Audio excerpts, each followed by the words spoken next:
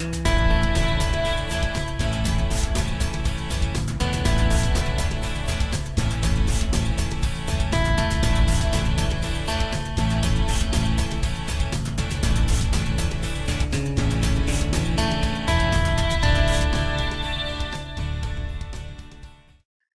morning, gamers! Cooper here again for another TF2 commentary tutorial. Today I'll be making another man vs. machine guide detailing the engineer. I hope you find this informative and that you perform better in the future for seeing it. Now the advice I'll be giving you is my own opinion, which is based on my gameplay experience and discussions I've had with other players. Now the first thing we're going to talk about are the engineer loadouts.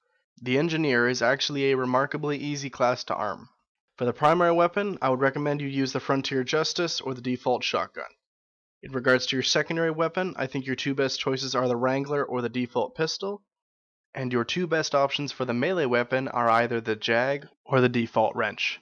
Please note the weapons I've listed are ranked from what I feel is most practical to least practical.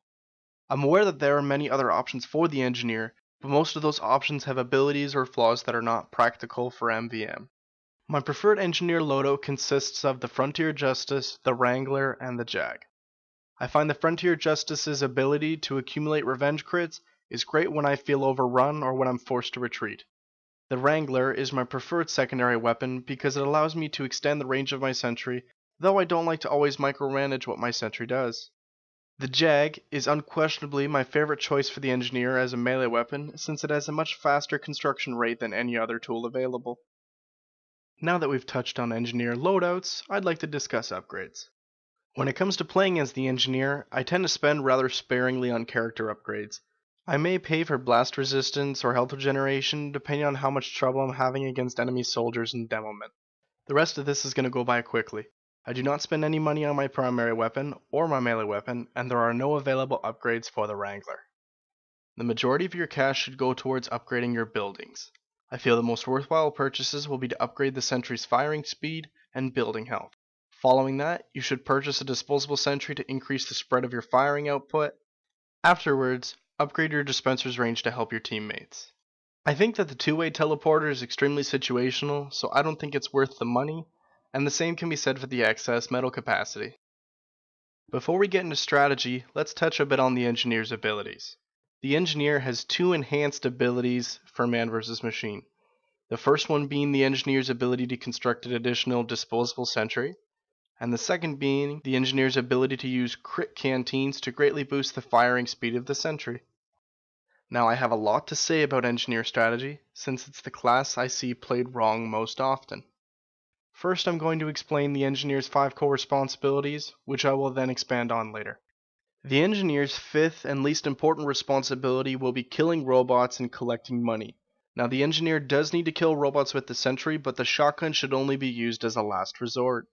Now the engineer's fourth responsibility will be spotting and support. As I've said in every commentary, I recommend everyone play with a microphone so that they can spot out things like spies and snipers. As the engineer, you should always call out these targets because you are in a very vulnerable position. The engineer is also in a good position for spotting since they are typically elevated. The engineer's third responsibility is to strategically place the dispenser, the teleporters, and the turrets. This is preferably done before the wave begins. The engineer's second most important objective is to avoid sentry busters and effectively deal with them. I'll get into detail how to do that later.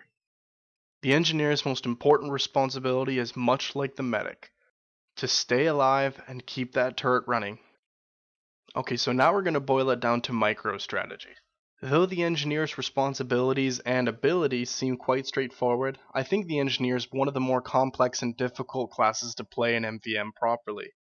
The engineer has a ridiculously high damage output as long as his sentry is functioning. Because of that fact, the engineer should be putting most of his attention towards the sentry, since it's very effective at taking out small robots, giants, and even tanks. The sentry's functionality could actually be extended with the Wrangler, but you should note the downtime between switching weapons. Throughout the wave, sentry busters will be sent to blow up engineer nests. Sentry busters are easy to manage, but if left unchecked will completely ruin your team's defensive capabilities. To deal with a sentry buster, simply pick up the sentry, carry it towards the sentry buster, but do not put it down. The sentry buster will enter a detonation animation, which is your cue to run away with your sentry intact.